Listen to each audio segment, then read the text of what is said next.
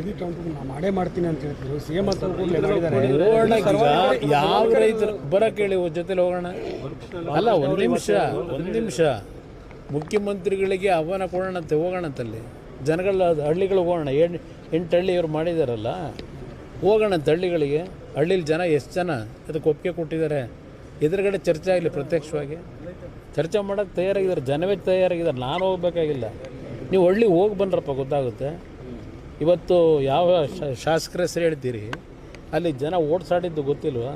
ಅಲ್ಲಿ ಹೋದಾಗ ಅಲ್ಲಿಂದ ಅವ್ರಿಗೆ ಓಡಿಸ್ಕೊಂಡು ಹೋದಂಥದ್ದು ಪ್ರಕರಣ ನಡೀತಲ್ಲ, ಶಾಸಕರನ್ನ ಕದ್ದು ಹೋದ್ರಲ್ಲ, ಅವರೇ ಎಲ್ಲ ನಡೆದಿರತಕ್ಕಂಥ ಒಂದು ಘಟನೆಗಳಲ್ಲಿ. ಅದರಿಂದ ಇಲ್ಲಿ ಪ್ರಶ್ನೆ ಸರ್ಕಾರ ನಿಜಕ್ಕೂ ಆ ಕಾರ್ಯಕ್ರಮಕ್ಕೆ ಅನುಷ್ಠಾನಕ್ಕೆ ತರಬೇಕು ಅಂತ. ಈಗ ಚನ್ನರಾಯಪಟ್ಟಣ ಇಲ್ಲಿ ನಮ್ಮ ದೇವನಹಳ್ಳಿ ಹೋಬಳಿನಲ್ಲಿ ಒಂದು 2-3 ವರ್ಷ ನಡೆಸಿದ್ರು, ಈಗ ಅದನ್ನು ಕ್ಯಾನ್ಸಲ್ ಮಾಡ್ಕೊಂಡ್ರು.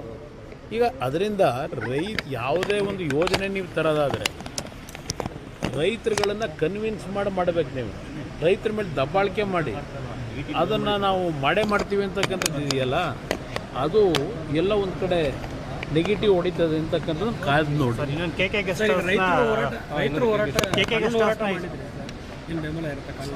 ನಾವು ಕಾನೂನು ಹೋರಾಟಕ್ಕೆ ನಾನೇ ಬೆಂಬಲ ಕೊಡ್ತೀನಿ, ಹೇಳಿದ್ದೀನಿ ಈಗಾಗಲೇ. ರೈತರಿಗೆ ಕಾನೂನು ವ್ಯಾಪ್ತಿನಲ್ಲಿ ನಾವೇನು ಹೋರಾಟ ಮಾಡಬೇಕಾಗುತ್ತೆ ಅದು ನನ್ನ ಬೆಂಬಲ ಇದೆ ಅಂತಕ್ಕಂಥ ಹೇಳಿದ್ದೀನಿ. ಯಾಕೆಂದರೆ ಕಾನೂನಿನಲ್ಲೇ ಹೋರಾಟ ಮಾಡಬೇಕು ನಾವು, ಬೇರೆ ಇನ್ನೇನೋ ಮಾಡಲಿಕ್ಕಾಗೋದಿಲ್ಲ.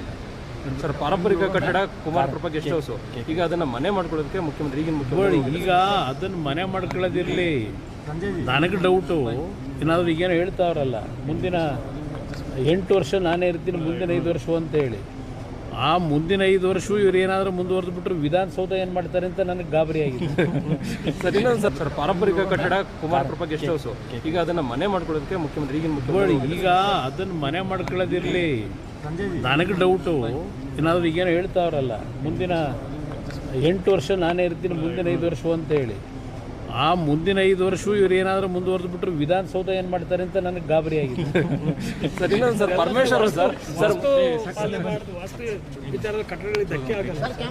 ಅದು ತಪ್ಪದು. ಅದು ಹಿಂದೆ ಯಾವೊಂದು ಮಹಾರಾಜರ ಕಾಲದಲ್ಲಿ ಅವತ್ತು ಕಟ್ಟಿದಂಥದ್ದೇನಿದೆ, ಆ ಒಂದು ಪಾರಂಪರಿಕ ಕಟ್ಟಡ ಅದು. ಅಲ್ಲಿ ಇವ್ರು ಹೋಗಿ ಇವತ್ತು ಅದೆಲ್ಲ ಒಡೆಯತಕ್ಕಂಥ ಕೆಲಸ ಏನು ಮಾಡಿದ್ದಾರೆ. ಪಕ್ಕದಲ್ಲಿ ಹೊಸ ಗೆಸ್ಟ್ ಹೌಸ್ ಇವರೇ ಕಟ್ಟಿದ್ವಲ್ಲ, ಸರ್ಕಾರದಲ್ಲೇ ಕಟ್ಟಿದ್ರಲ್ಲ. ಆ ಗೆಸ್ಟ್ ಹೌಸ್ನಲ್ಲಿ ಏನೇನು ನಡೀತಾ ಇತ್ತು ಹಿಂದೆ, ಒಂದು ಟಿ ವಿಗಳಲ್ಲೇ ನಾನು ಗಮನಿಸಿದೆ.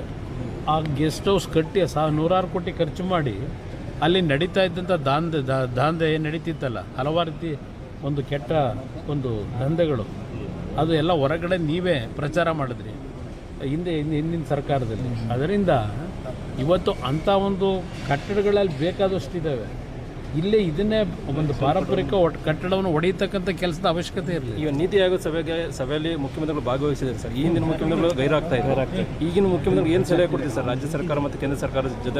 ಅವರ ರಾಜ್ಯದ ನೀತಿ ಆಯೋಗದಲ್ಲಿ ನಡೆಯತಕ್ಕಂಥದ್ದು ಎಲ್ಲ ರಾಜ್ಯಗಳಲ್ಲಿ ಯಾವೊಂದು GDP ಗ್ರೋತ್ ಇರ್ಬೋದು, ಅವರು ಯಾವುದಕ್ಕೆ ಪ್ರಾಮುಖ್ಯತೆ ಕೊಟ್ಟು ಕೆಲಸಗಳು ನಡೀತಾ ಇದೆ ಅದರ ಮಾಹಿತಿಗಳನ್ನು ನೀಡುತ್ತಾರೆ ನೀತಿ ಆಯೋಗದ ಸಭೆಯಲ್ಲಿ.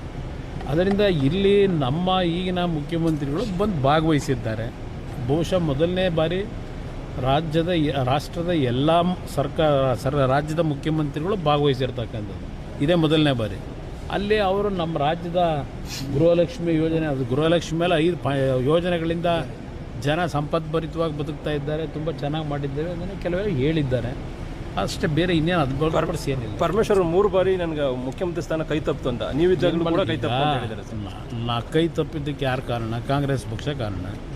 ಕಾಂಗ್ರೆಸ್ನವ್ರ ಜೊತೆ ಚರ್ಚೆ ಮಾಡ್ಕೋಬೇಕು ಅವರು. ಹೇಗೆ ನೀವಿದ್ದಾಗಲೂ ಕೂಡ ಕೈ ತಪ್ಪಿತು ಅಂತ ಸರ್? ನಾನಿದ್ದಾಗ ಏನು ಕೈ ತಪ್ಪಿಲ್ಲ. ನಾನು ಬ್ಯಾಡ್ರಪ್ಪ ನೀವು ಯಾರಾದರೂ ಆಗಿ ಅಂದರು ನನಗೆ ತಲೆ ಕಟ್ಬಿಟ್ಟು ಆಮೇಲೆ ಮನೆಗೆ ಕಳಿಸ್ಬಿಟ್ಟು ಪಕ್ಷ ಮುಗಿಸೋಕೆ ಹೊರಟು.